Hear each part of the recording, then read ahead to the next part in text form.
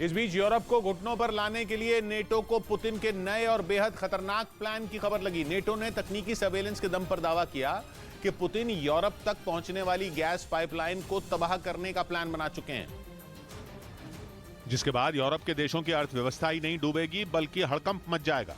ये एक ऐसा प्लान है जो पुतिन के सबसे करीबी दोस्तों में एक चीन को भी परेशान कर रहा है, क्योंकि चीन ने एक नया पीस प्लान बनाया है जिसके दम पर वो जंग का अंत कराना चाहता है। लेकिन पुतिन ने अगर ये दांव चल दिया तो जंग का अंत नहीं होगा, बल्कि विश्व युद्ध में भी ये जंग बदल सकती है। क्योंकि खबर है कि इस प्लान में आर्मेनिया भी पुतिन के साथ है, बल्कि पुतिन आर्मेनिया की ही मदद से इस प्लान को पूरा करने वाले हैं। नेटो ने कुछ कोड इंटरसेप्ट किए जिनके आधार पर यह बड़ा दावा कर दिया, जिसके बाद ब्रिटेन की मीडिया ने यह खबर छापी और पूरे यूरोप की टेंशन बढ़ा दी। दावा किया जा रहा है कि रूस की फौज ने आर्मेनिया के सैनिकों को खास ट्रेनिंग देनी शुरू भी कर दी, जिसके तहत उन्हें समुद्र में बड़े ऑपरेशन करने के लिए खास गुर सिखाए जा रहे हैं। आर्मेनिया के लिए यह काम इसलिए अहम है क्योंकि निशाने पर सिर्फ यूरोप नहीं बल्कि अजरबैजान भी है, क्योंकि जो पाइपलाइन इस बार पुतिन के निशाने पर है वो अजरबैजान से होती हुई यूरोप के देशों तक पहुंचती है। ये पाइपलाइन अजरबैजान से जॉर्जिया होती हुई तुर्की पहुंचती है और फिर तुर्की से समुद्र के रास्ते ग्रीस पहुंचती है। ग्रीस से यही पाइपलाइन समुद्र के रास्ते इटली तक पहुंचती है। और दावा यह है कि रूस से गैस की सप्लाई बंद होते ही यूरोप की निर्भरता अजरबैजान पर कई गुना बढ़ गई।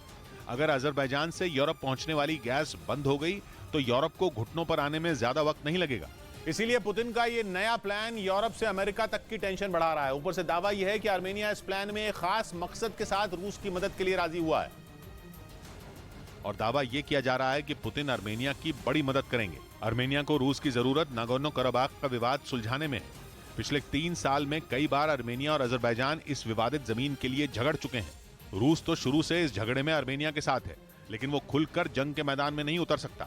इसलिए आर्मेनिया की मांग है कि रूस उसकी फौज को हथियार भी दे और ट्रेनिंग भी दे, ताकि जंग में वो अजरबैजान को घुटनों पर ला सके।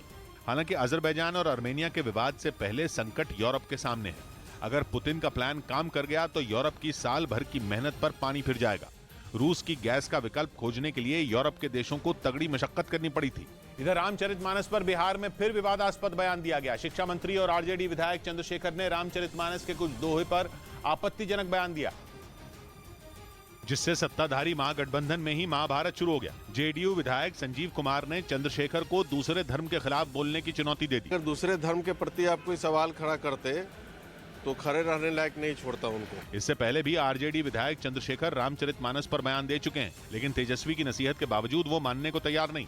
उधर एनआईए के अलर्ट के बाद मध्य प्रदेश के इंदौर से संदिग्ध आतंकी सरफराज मेमन को गिरफ्तार कर लिया गया। सुरक्षा एजेंसियों के मुताबिक सरफराज चीन और पाकिस्तान में आतंकी ट्रेनिंग ले चुका है और वो मुंबई को दहलाने की आतंकी साजिश रचने में जुटा था। कुछ रोज पहले ही एनआईए ने ईमेल भेजकर मुंबई पुलिस को अलर्ट जारी किया था और आशंका जताई थी कि एक संदिग्ध आतंकी मुंबई पहुंच चुका है। और एनआईए की तरफ से भेजे गए उस ईमेल में सरफराज मेमन का पासपोर्ट, उसका आधार कार्ड और उसकी तस्वीर थी, जिसके बाद मुंबई एटीएस ने मध्य प्रदेश पुलिस को इसकी सूचना दी। जांच के बाद पता चला कि सरफराज इंदौर के चंदन नगर में रहता है। फौरन पुलिस उसके घर पहुंची और उसके घर वालों को हिरासत में ले लिया, जिसके बाद सरफराज खुद ही थाने पहुंच गया।